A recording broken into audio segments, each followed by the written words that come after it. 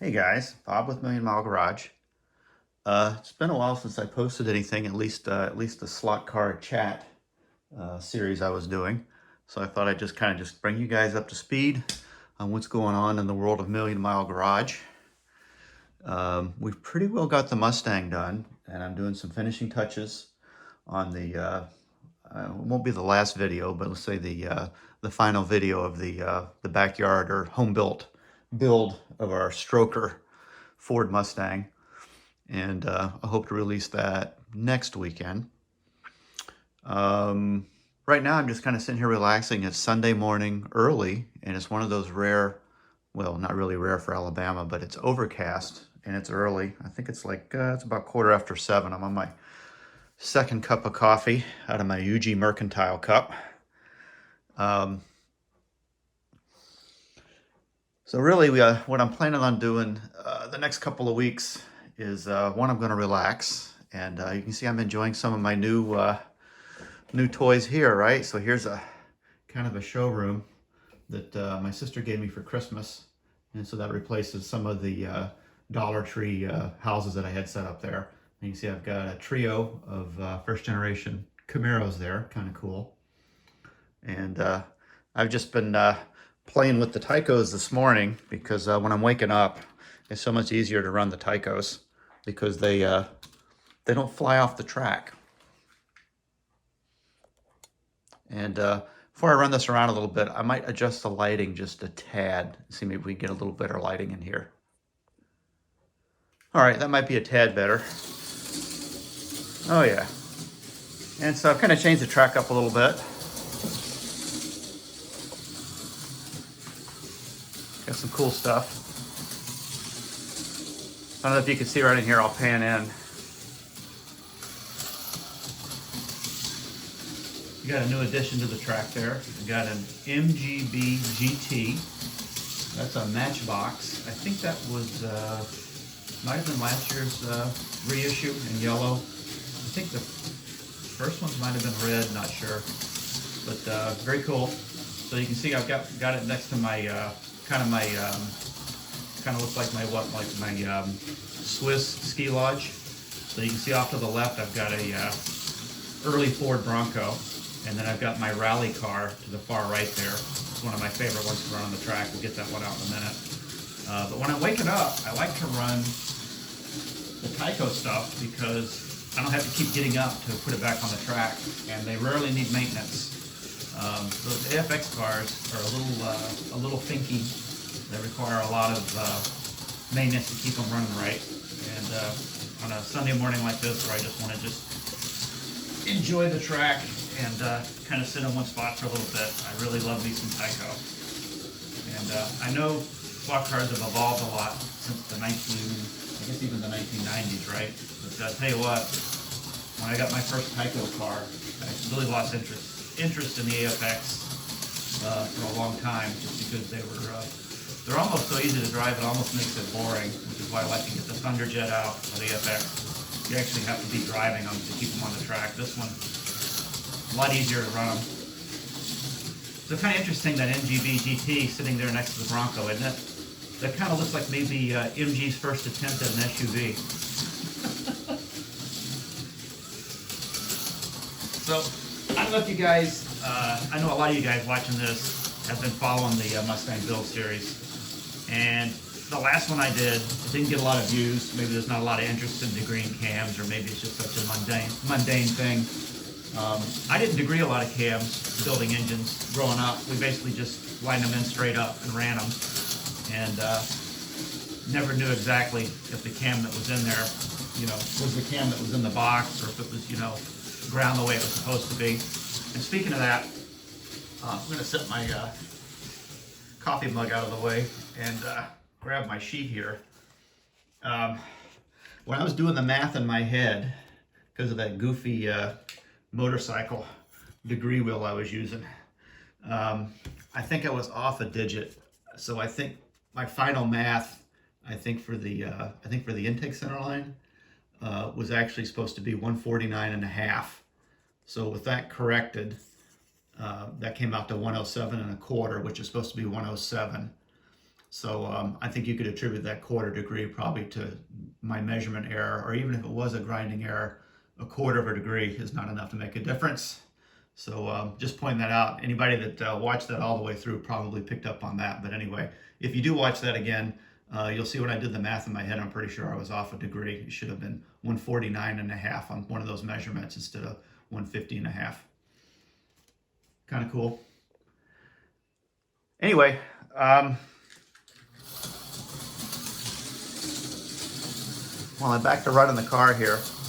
I got some Jel Claws, and these are for the Thunder Jet, and I do enjoy sliding the Thunder Jet around. I think this is one of my favorite cars because I love Camaros, and this is, you know, a generation before the AFX stuff, so it's a little noisier, a little slower, and a little more temperamental to get around the track. But if you like being able to drift and slide and stuff, this car is really, really fun.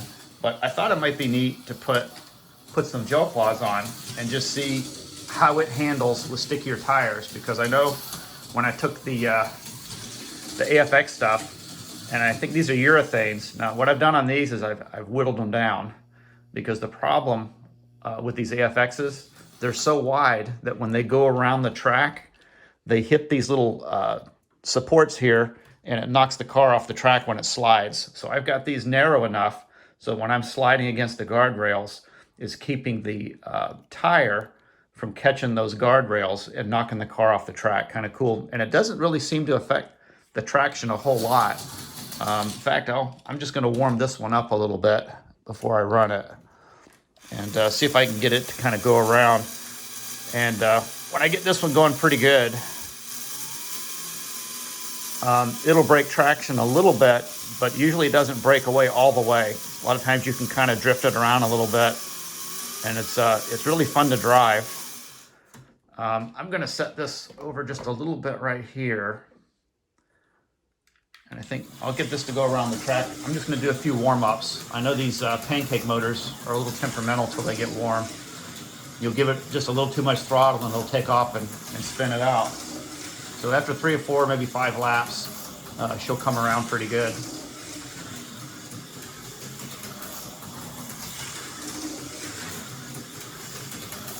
I was going to see if I could get it to drift a little bit around this one spot right here.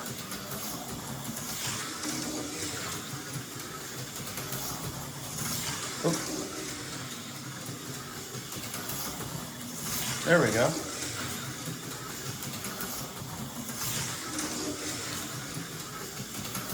And I'd say this one tuned up nice, and I'd say it speed-wise, I'd say it's close to my Tyco stuff, but they just don't quite stick on the track as well. So you have to take it a little easier around the turn. So again, when you're running these, you're driving them, and you definitely have to be a little cautious or you're going to spin out.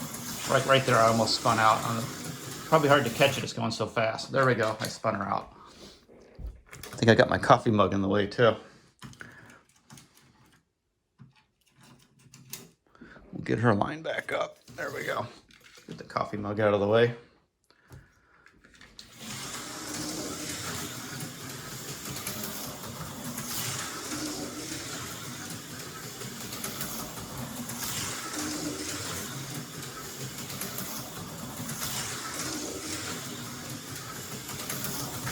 Oop, wipe out.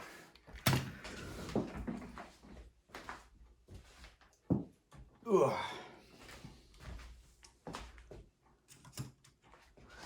All right, I guess enough of that.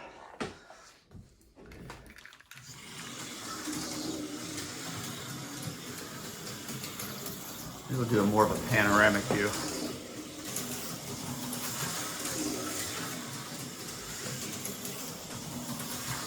In case you guys are wondering, off to the right of my car dealership, you can see there's a saguaro cactus in the corner there. And that was a souvenir that my Uncle Bill bought me in a trip we took to Arizona. It was a family trip we took many, many, many years ago. I'm going to say that's got to be pretty close to 40 years ago. And it's made out of ironwood. It's an interesting piece. I know the lighting in here is not great. Let me turn this around a little bit. Just maybe get a little better lighting. Very cool. I've had it all these years. So I'm gonna leave it there or there. So that'll be an addition to the track. Kind of cool, huh?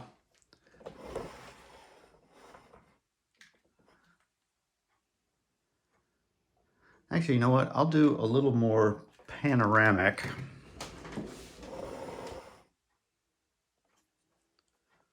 I can bring this up a little higher so we got a little better view.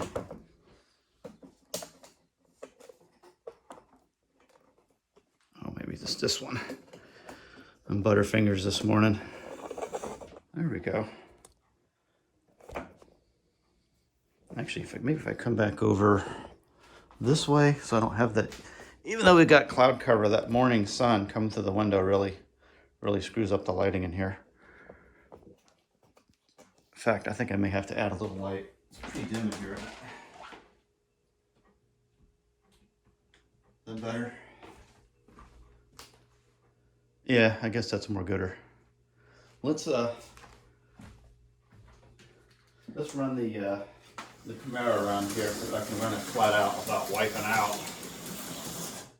Like that. Ha ha!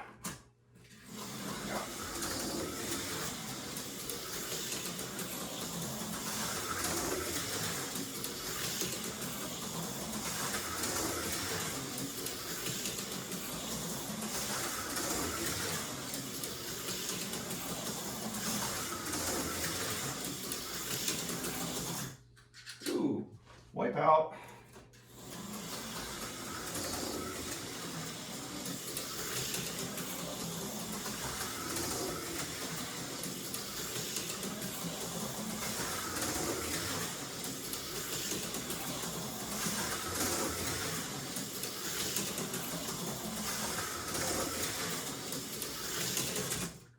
Ooh, I'm butterfingers this morning. Tell you what, just for shiggles, let's put the Camaro on the inside turn and run it. And you can see how well that one slides around. I'm just setting the world fire. There we go. Oh yeah, look at that. Nice.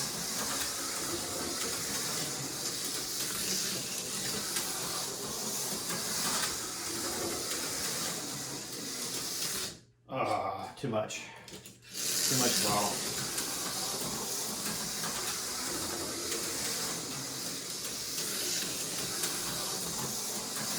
This one you have to drive it.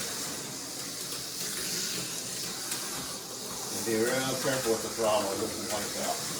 That's what makes it fun.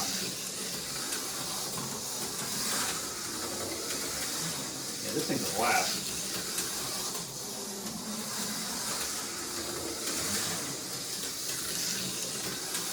Pretty cool.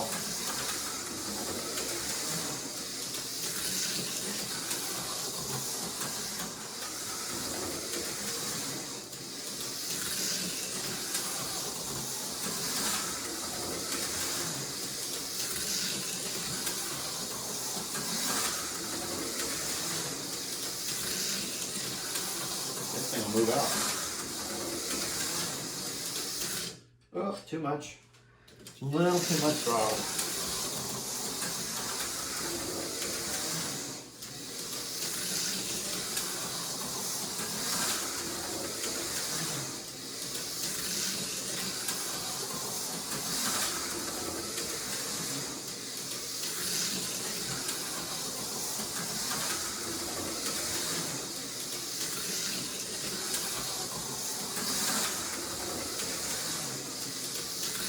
You guys probably don't believe me, but one time I was just goofing around. I think I was actually able to knock out like 20 laps, sliding it around this one curve every time. It's not going to happen this morning.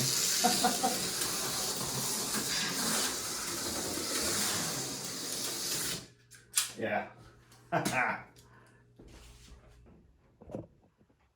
So sharing stuff from 40 years ago. That's just a simple TV remote, right? Well, on our vacation to Arizona, where I got that cool ironstone cactus, my cousin Mike and I figured out that, actually he figured it out, I wouldn't have thought of that, that unusually, none of the remotes were fastened to the dresser like they used to do 40 plus years ago. I don't know if you guys remember that. The remote would be like screwed down to the dresser so that you couldn't misplace it or steal it, and it would toggle or whatever, and you had to be able to, you know, adjust the TV only for one spot, right? It was usually next to the bed or something, or if it was a suite, right, it would be like, you know, stuck to the coffee table or whatever. But they weren't attached, and we took a walk around the complex we were staying at, so there must have been, I don't know, several hundred rooms. It was a pretty big place, and we figured out that you could point the remote through the window, and you could change the volume on any TV as you walk by, or turn the TV on and off. So we started, I guess, around 10 o'clock at night, walking around the complex, and you could look through the window and see some people were already sleeping, and you could turn the TV on, right, and it would wake them up. So we did that for about, I don't know, 35, 40 minutes one evening. And we kept turning one guy's TV back on.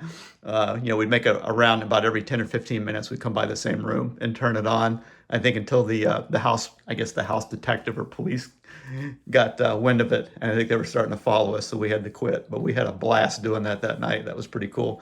And that's probably why they like to have those things fastened down in the hotel rooms, although I don't think they do that anymore. I think, I guess now you can program, you know, each one to each TV. It makes it a lot more difficult to do. But that is a cool story. Anyway, I guess the plans for the rest of the summer, I've got several projects that have backed up because of Austin stuff. So the Maxima, I've got a pair of rear struts that I bought from Rock Auto over 4 years ago that are still sitting in the trunk of one of the Camaros because I didn't have any other room to stash it, because you know everything expands to fill the space no matter how big your garage is. So I'm going to do a video on that. Not a huge deal, right? But just kind of, everybody has their own way of doing things, so it might be interesting to watch. I know I just did the motor mounts, and thanks to the 48 people that watched it. I guess there aren't a lot of 2002 Maxima drivers anymore. I guess there's not many of those left on the road. But mine's still going. It's got 191,000 miles on it. It's doing just fine. With that new motor mount, it doesn't vibrate anymore. I'm going to put the new struts on it. I think the struts in the rear have about 100,000 miles on them, and I think they're Monroe. I think they're Sensatrax. I think they call them, they changed the name to them now. I think they call them OE Spectrums or something like that. Same brand and style of struts that I did on my Odyssey, that strut video I did for the Odyssey a few years back. And those are hanging in there. They're doing just fine as well. So Monroe makes a pretty decent shock. I also ordered a pair of shocks for the Duster. The Duster has super stock springs, and the problem with super stock springs on a Duster is it's going to have one side sit up a little higher than the other. I'm just going to try and illustrate it. When the Duster is sitting on the road on a level pavement, the right rear, or the passenger side, is going to be angled up just a tad, like maybe a quarter to a half an inch higher on the right side than the left. And so they do actually have a different arch and leaf arrangement on the right versus left, the way they bias it. And those super stock springs were designed to keep the axle planted under acceleration, so that when you get on the car, right, it basically kind of lifts the car up a little bit and kind of goes back like that on launch, and keeps that right rear wheel planted. Because you know, on a log style axle, usually what happens is the torque actually lifts the rear wheel up. And so that's why a lot of times you get that one wheel peel on the right rear, even if you got posi traction or limited slip. So, but I think the shocks have given up the ghost. So when I get on the throttle on the car, it tends to change directions. So it's doing some weird stuff in the back, and it won't do it if I'm towing the boat. If I have a boat behind it and the springs are squatted and the car can't really move around, it doesn't do weird stuff. So I know those super stock springs are not really good street springs, which I'm probably going to replace them eventually, but the handling characteristics are way worse than they were when I first put it on, and I think it's probably because those shocks that are on it are like 30 years old. They're just Monroe-matics, and I think in the world of Monroe, I think that's about all you can get for a Duster is Monroe-matics. And I guess if you want to get better stuff, you gotta really spend some coin. But I go out and Rock Auto a lot to get the deals, and the motor mount I put on the Duster the other day, not the Duster, the Maxima. I ordered a pair of Monroe-matics for the Duster, and they were closeouts, and I got them for $13 a piece. So the entire order, including shipping, I think was like $49. I think I only paid $9 for the motor mount. That was a closeout as well. And the motor mount actually had a CarQuest tag underneath the Rock Auto tag. So it was, good quality China-made stuff, if that's what you want to call it, because that's all you get for replacement parts anymore. I think even if you order Ford parts or Maxima parts, I don't think a lot of that stuff is made in Japan or United States anymore. I think most of it's Mexico or Canada or China. But anyway, that motor mount worked just fine. So for I think a little more than the cost it would be to buy one shock absorber for the Duster, say at like O'Reilly's, the prices have just gotten ridiculous. I had to put a battery on the Maxima yesterday, and it was a Walmart Never Start. And I'm kidding, right? I guess that's a Vice Grip Garage joke, right? He calls them Never Starts.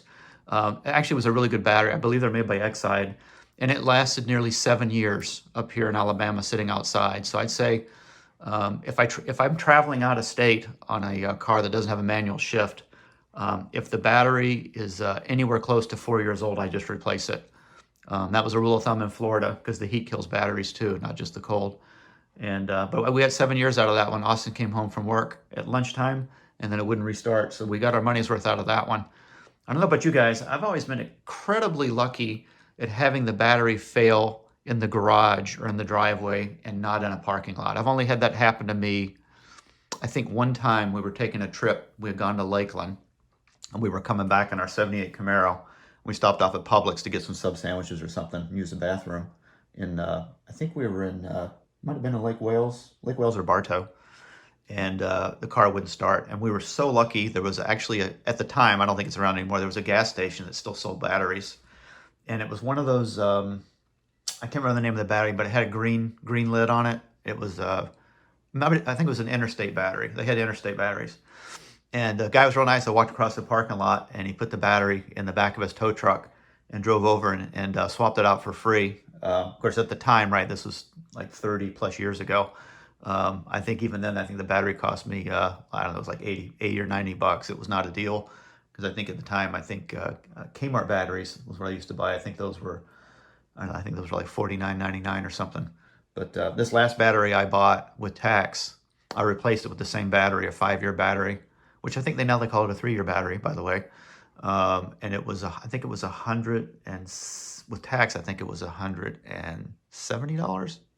It was very high, a very high battery. And it was just like the one that I bought 7 years ago, which was probably, I don't know, a little over 100 at the time, 109, something like that.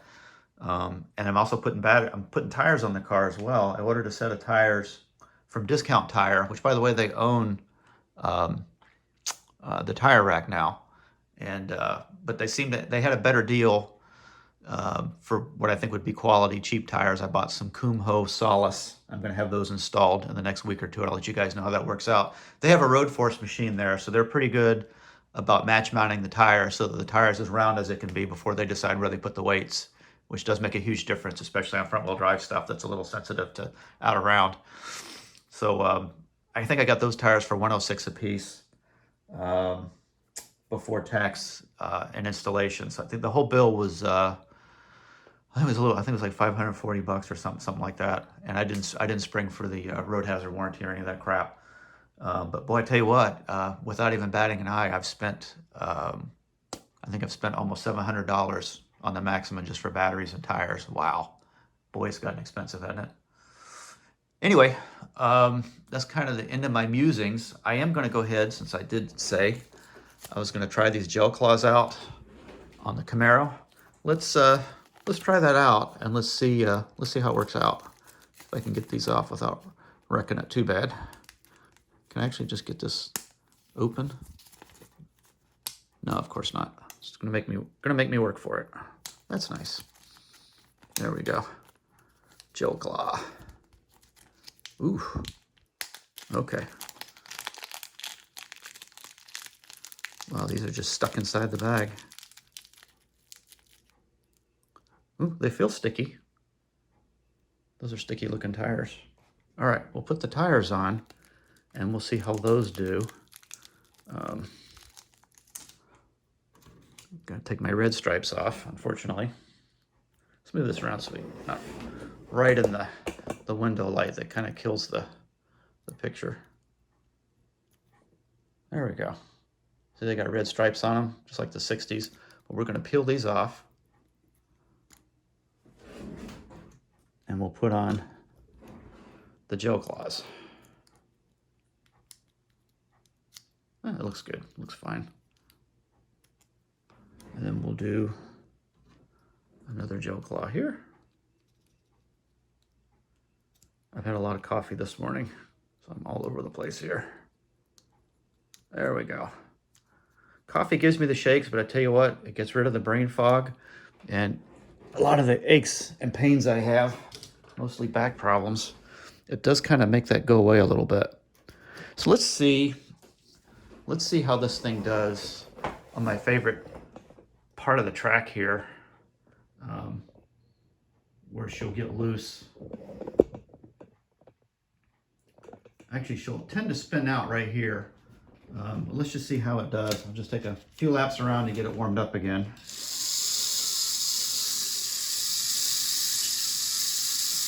That should be enough just to get it rolling. Oh, wow. Holy crap, this thing sticks. I'm not going to say it's Tyco good, but holy crap. Woo. Okay. So, I don't know if you guys got a good look at that, but now it basically will just skip off the track, I think, instead of fishtailing. So you got to be a little careful on the throttle, but the speed is like way higher than it was. It's way easier to keep it on the track. So I'm going to say Jel Claws makes this very AFX-like. It definitely levels the playing field. It's definitely not going to corner like a Tyco or stick with the track like a Tyco, but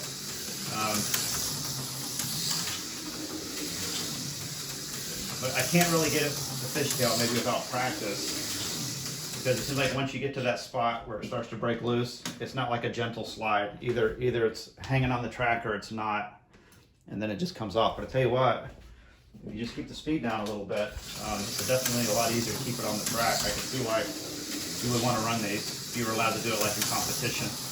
Believe it or not, they still have slot car competitions. I think in Huntsville, I think they have a hobby shop that sponsors the slot car stuff, but I think they like to run the larger ones. I don't know if it's HO scale. It might be the larger ones. Of course, they want you to buy the larger ones because they're really expensive. Expensive track, expensive cars, all that. But they take up so much darn room. I really like the HO scale because you can pretty much fit a pretty good sized raceway in like a 4x9 area. It's pretty nice. Yeah, I'm still not doing very good here. But definitely sticks on the track way better. As a matter of fact, if I put it on the track with the outside turn, I probably can really let this thing rip. Matter of fact, let's give a little more view of the track. See if I can get this goofy camera stand to do what I want it to do.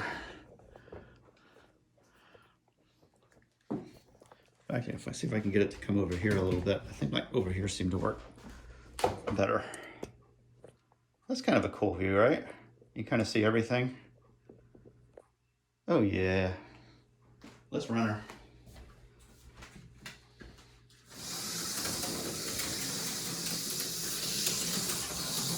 See right there, it still gets loose.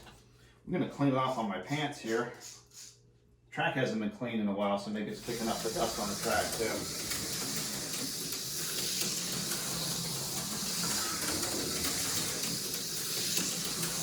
Oh yeah. I'm gonna say this sticks about as good as an AFX with urethane tires now. One thing I noticed, I guess because the tires are smaller in diameter, these are a little gearier. I don't think they have quite the top speed, but the acceleration is really there. Oops. See, I kissed the rail right there, and that's what pushed me off, because I caught one of those little rail guys. Hey, any of you guys watching that are true slot car guys? I'm still kind of an amateur, picking up from where I left off in the 90s. Started running them in the early 70s.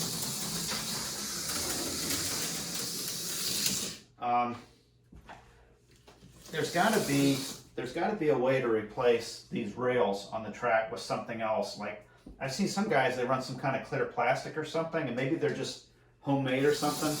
But I would definitely like to have a better rail system.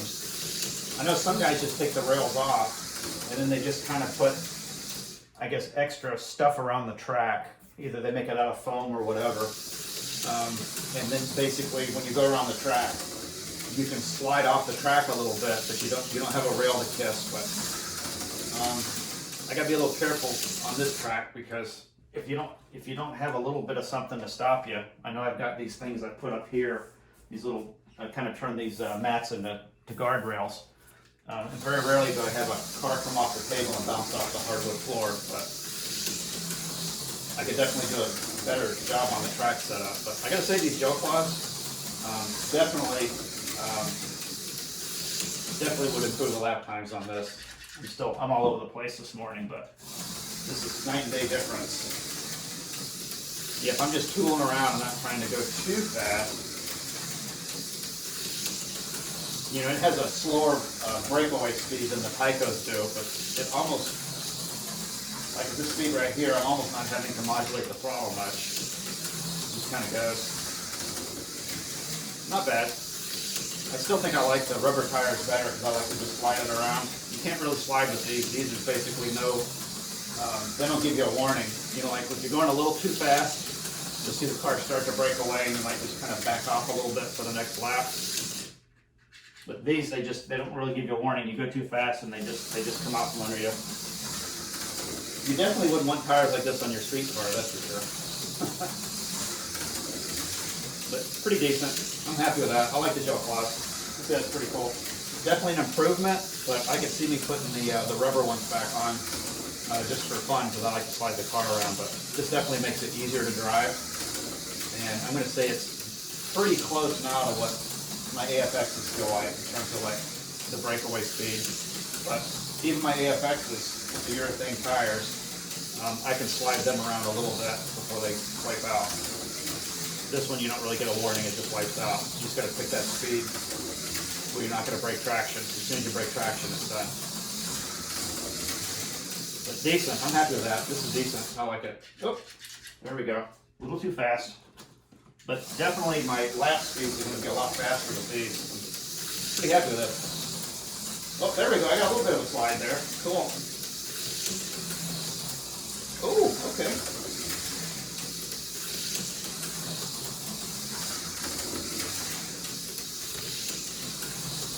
Maybe if I can just get the right amount of track dust and stuff on them, maybe they'll loosen up a little bit and get just a little slippery. But this is definitely easier to run. And now when I get on the throttle, it doesn't break loose. Like when I come off of this last turn here, I'm coming around here and I gas it like right here. Usually you can hear the tires breaking loose, but they don't really do it now. It just grabs and goes. If I can get them to break loose, gotta really punch it. Nope. They just hang in there. These things really grab. Yeah. Now I got used to these. This thing's pretty good last time now. I can really get this thing to go. Wow. I like me some Thunder Jet. Ooh! Rolled it.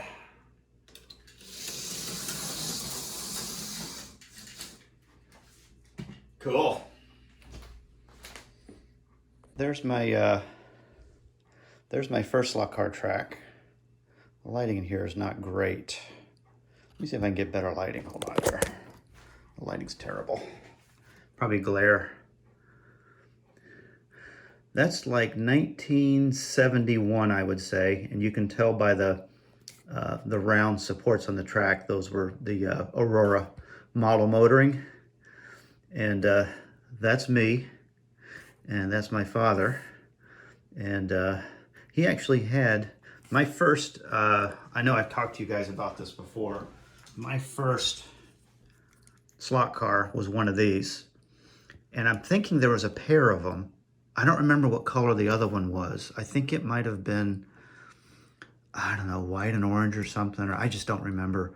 But I remember this one very well. I had a pair of these 71 Camaros. And I don't know, can we actually see them in the track here? Oh, there's me grabbing one right there. That might even be the 71 Camaro. It's hard to tell in this picture, but I think that's that car right there. Not the actual car, right? Because this one's a re-release, but yeah. So I wonder who that slot car track was for. Was it for Dad or me? Anyway, I'll leave you guys with that. Just stay tuned. I'm going to get that Mustang video edited. It's going to be probably a 35-40 minute video, so it's going to show everything, finishing up the build, dropping the engine in, getting it running, take it out and drive it and all that stuff. And it's going to be a pretty cool video, and I'm really excited about it. So, hey, thanks for watching, guys. And, hey, if you haven't hit like and subscribe, maybe you should think about doing that and help a guy out, huh? Take care. Bye.